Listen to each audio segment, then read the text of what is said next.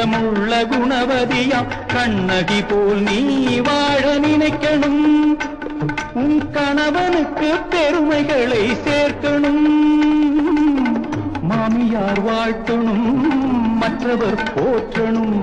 மாமியார் வாழ்த்தணும், மற்றவர் போற்றணும். இந்த மாநிலமே உன் புகழை பாடணும்.